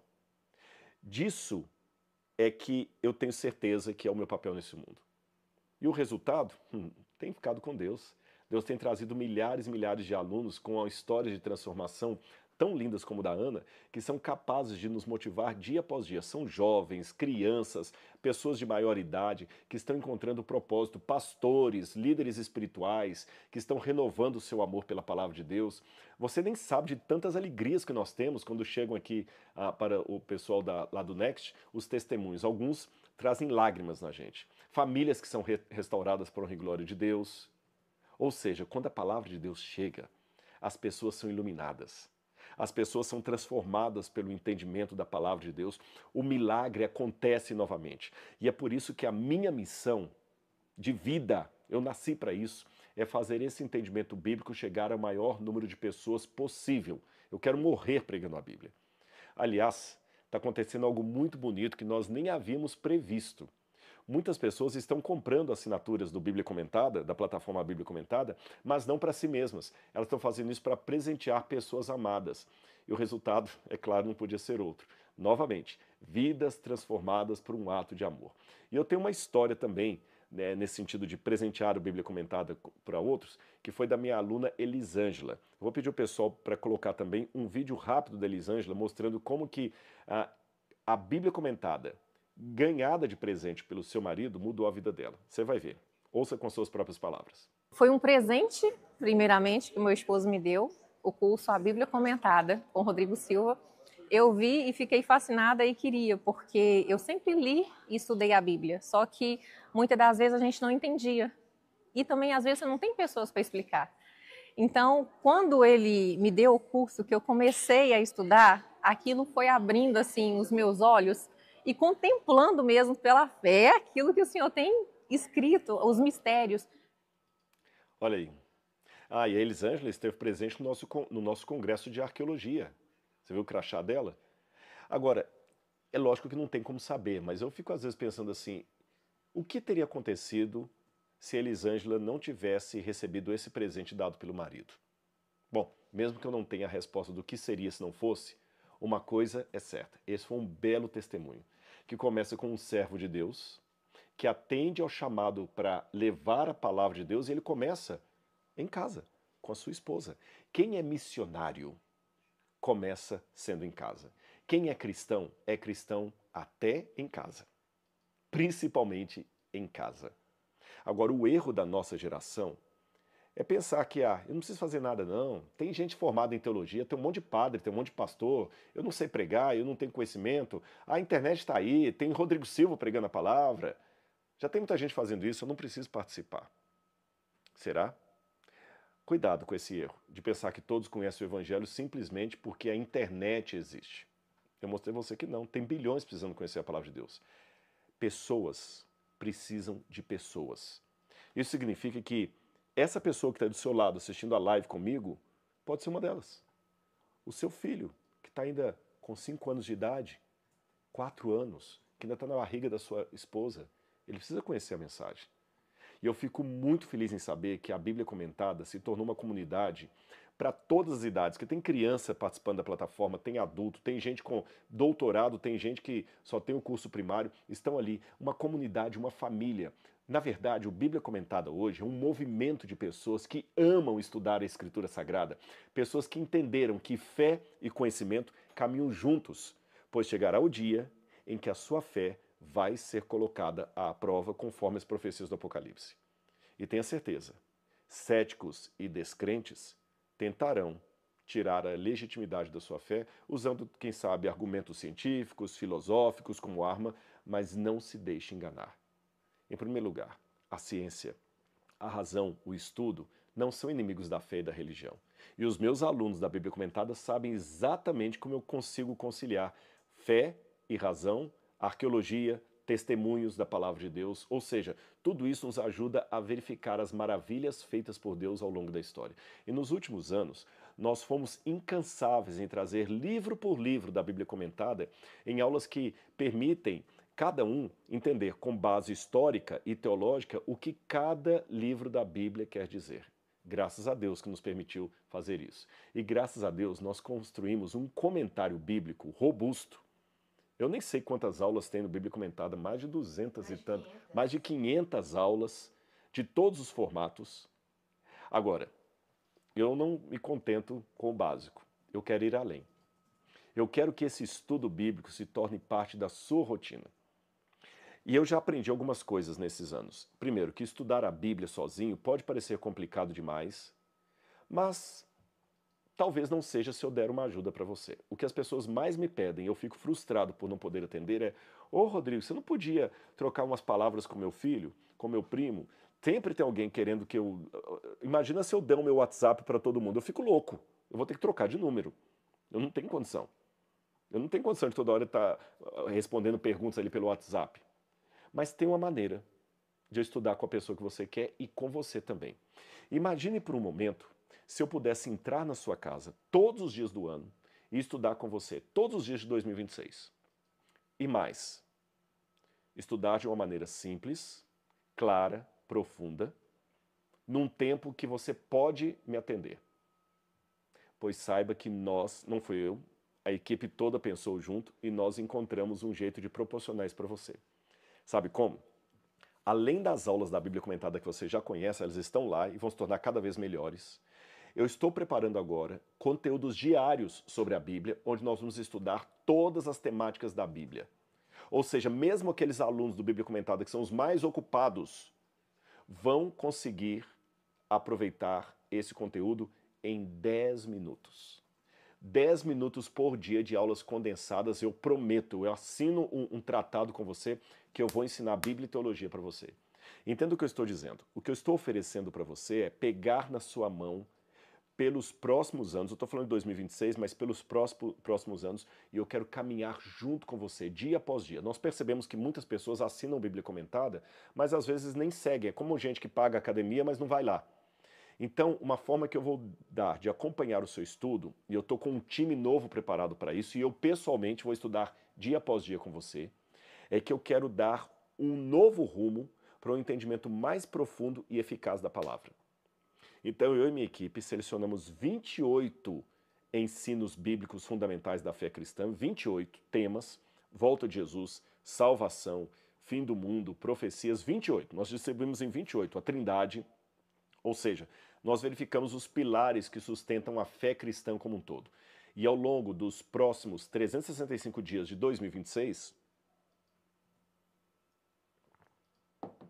eu estou assumindo um compromisso com vocês, que eu vou estudar a Bíblia todos os dias com vocês.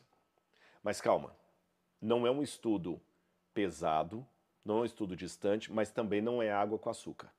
Serão momentos curtos, como eu falei, de 10 minutos no máximo por dia, pensados para caber dentro da sua rotina, de maneira profunda, que você vai ficar pensando o dia inteiro naquilo que eu falei. Você pode assistir no intervalo, na hora do almoço, na hora de dormir, na hora de acordar. O melhor é a hora de acordar, mas qualquer horário do dia. E depois desse estudo profundo em 10 minutos, claro, eu vou dar também uma reflexão para você pensar. Ou seja, o objetivo é simples: criar uma forma de ter uma base sólida de fé para que você possa compreender com segurança e convicção aquilo no qual você já crê, mas talvez não sabe sistematizar. E eu quero estudar a Bíblia com você, com a sua família, com seus amigos, com as pessoas que você mais ama. Eu quero estar ali todos os dias guiando você nesse passo. Vou pegar na sua mão, nós vamos juntos. Vou pegar tudo que eu tenho estudado nesses anos e vou passar para você, ajudando você a enxergar cada versículo, cada propósito, cada doutrina, revelar o aspecto da Bíblia como um todo, o aspecto do amor de Deus. E nós vamos fazer isso. Sabe por quê? Deus já tem me permitido sonhar alto e tem realizado muitos sonhos da minha vida. E eu sei que nós ainda teremos muitas surpresas. Então, em janeiro, além disso, nós vamos também começar os estudos do Apocalipse. E eu fiz o Apocalipse de um jeito tão bem feito que eu até brinquei com o pessoal. A Sandra está aqui perto de mim, até sabe. Ela foi testemunha. Eu falei assim, nossa, depois de ter gravado essas aulas do Apocalipse, a minha vontade é gravar de novo todas as outras que eu fiz nesse novo formato.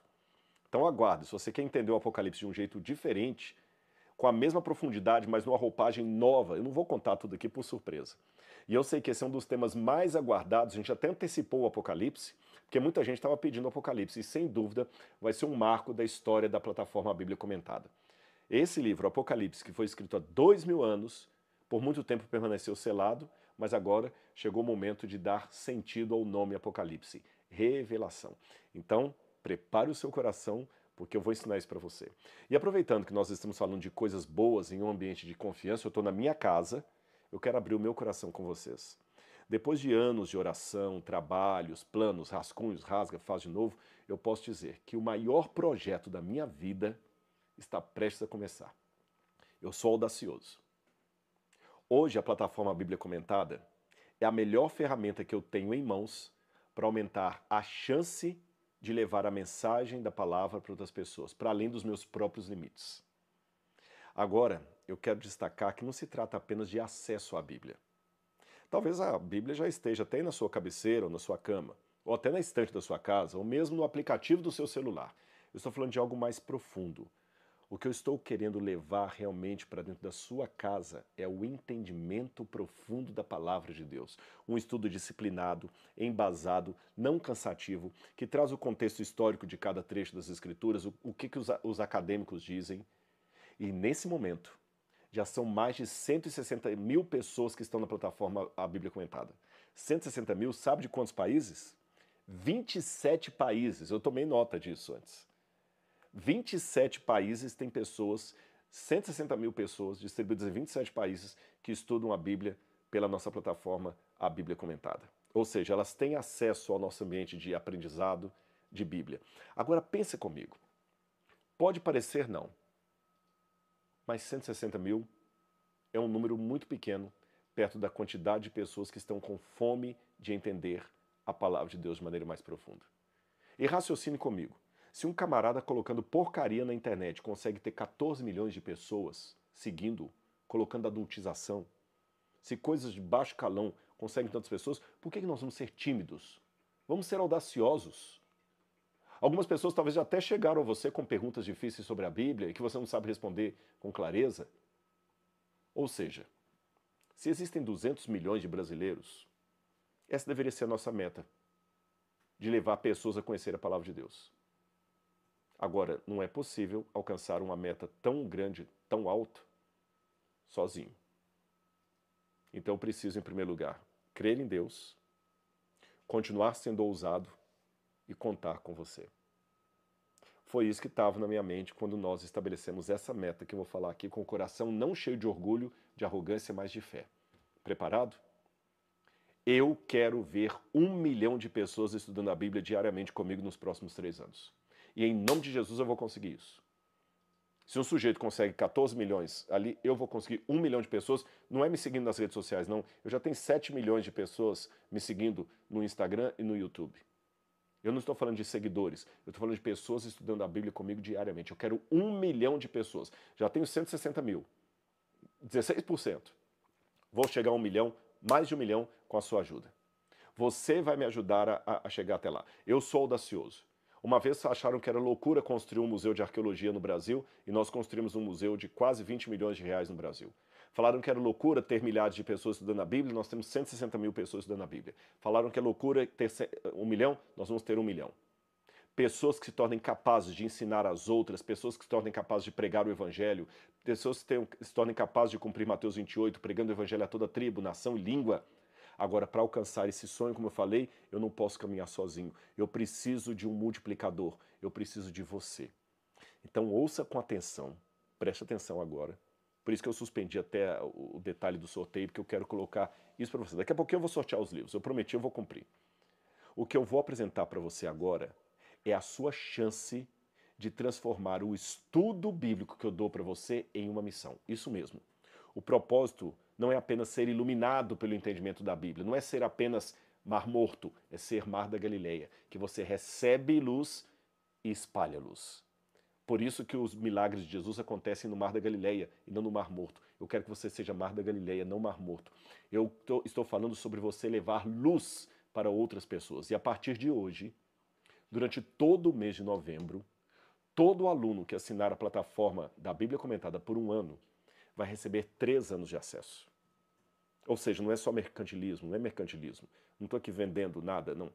Mas eu quero levar você a conhecer a Bíblia. E o que eu puder fazer para facilitar isso, eu posso. É lógico, eu não posso dar 100% de graça, porque a gente tem que pagar o salário das pessoas, tem que pagar o salário do empreendimento, das pessoas que estão ali, tem que pagar as viagens, os livros, é uma série de coisas, impostos.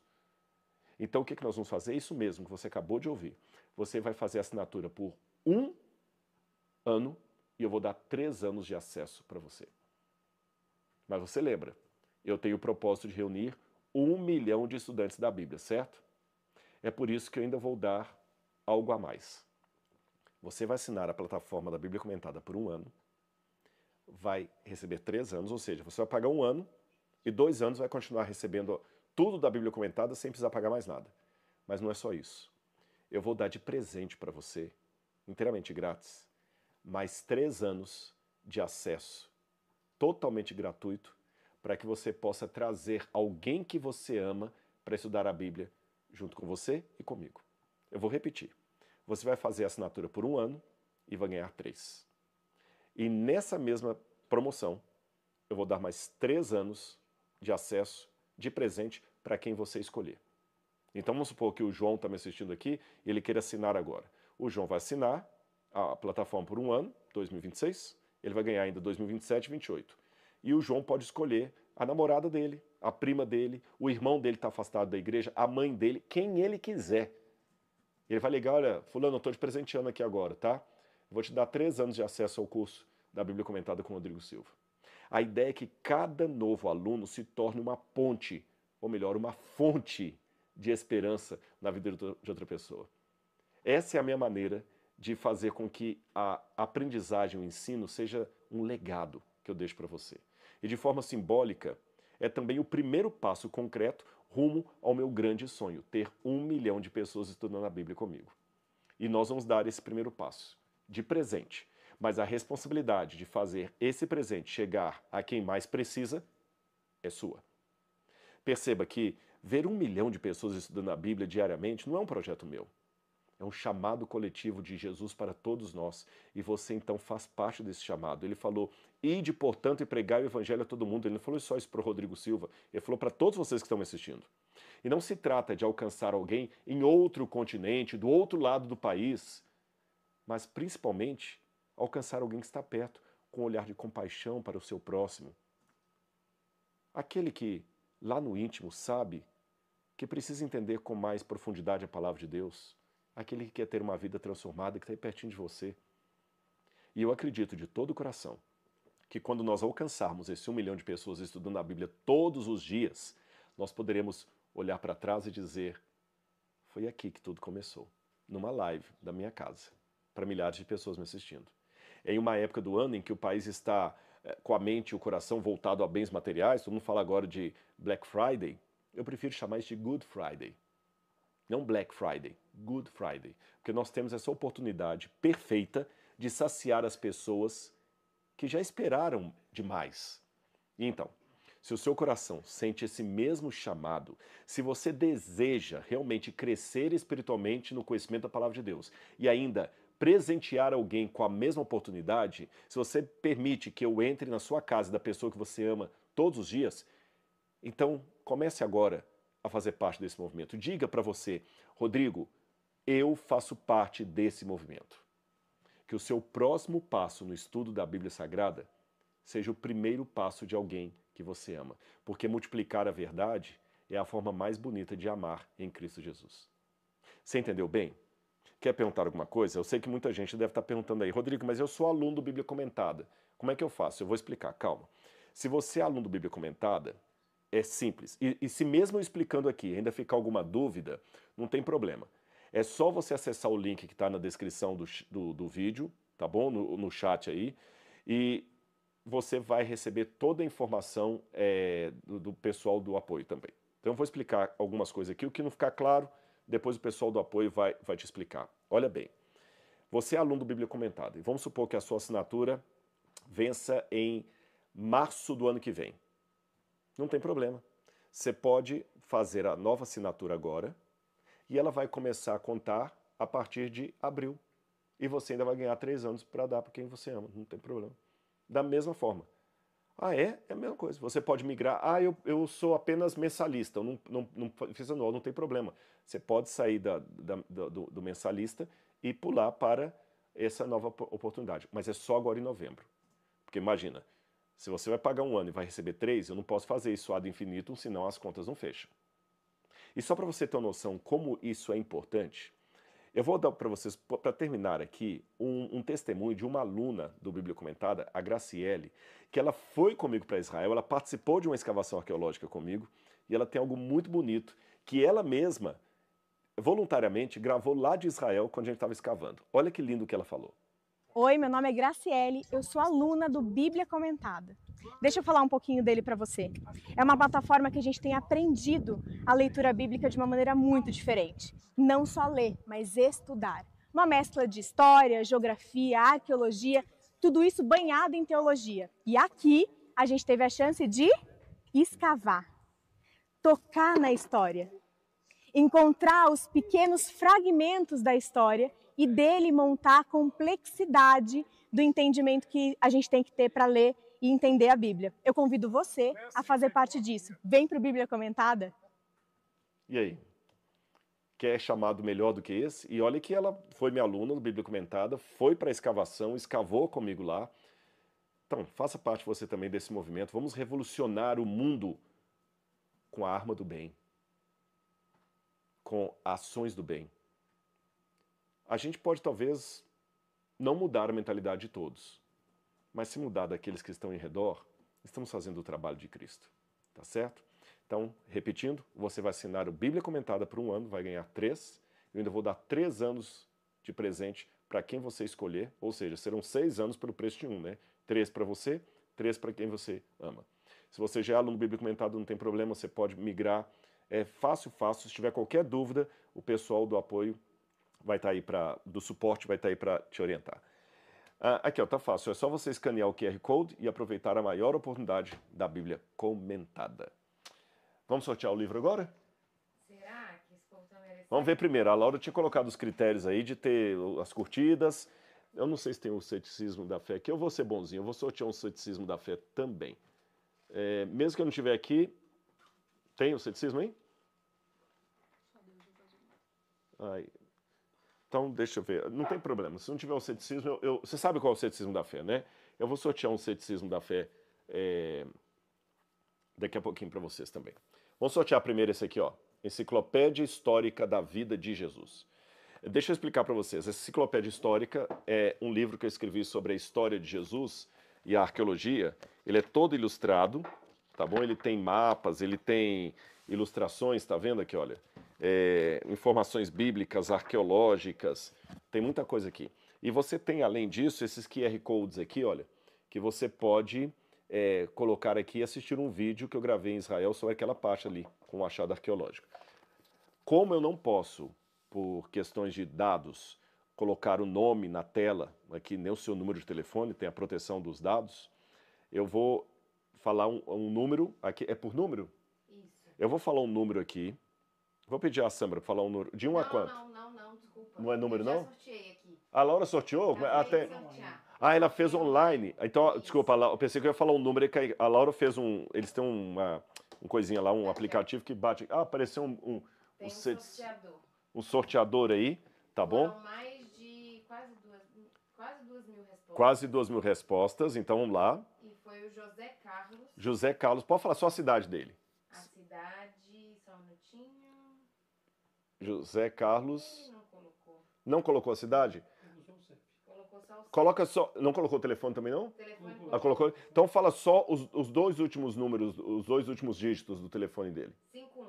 Olha, o José Carlos, não sei qual a sua cidade, que o seu celular termina em 51, vai ganhar aqui, eu vou assinar para você, viu, José Carlos? Vai chegar na sua casa, em qualquer lugar do Brasil. E o ceticismo da fé apareceu um aqui, ó. Tá bom? Eu vou mandar o ceticismo da fé de presente também, vai para... Só um minutinho. Que rufem os tambores. 1350.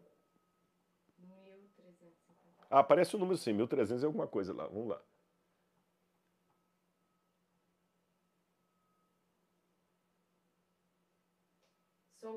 Solange. Qual a cidade dela? Também não colocou. Também não colocou cidade, Solange, mas vai ganhar assim mesmo. Fala só os 2 últimos números do telefone dela. 30. Ó, Solange, que o número termina em 30, e o Felipe, né? José Carlos, né? Que o número termina em 51. Então, a Solange vai ganhar o Ceticismo da Fé, vou assinar daqui a pouquinho, e o José Carlos vai ganhar a Enciclopédia Histórica da Vida de Jesus. Gente, eu quero pedir uma coisa para vocês. Eu vou deixar essa live gravada, mas continua chamando outras pessoas para participarem. Tem gente que até achei bonito que eles já mandaram no suporte aqui, que eu fiz uma live só para os alunos do Bíblia semana passada, falou assim, olha, a nossa família já está mandando o link para outros membros também. Nós vamos atingir 1 milhão de pessoas estudando a Palavra de Deus em nome de Jesus. Tá certo? Se o reino das trevas tem pessoas trabalhando para evangelizar para o inferno, colocando pornografia, colocando coisas de baixo calão na internet, nós vamos modificar, nós vamos levar o evangelho para mais pessoas.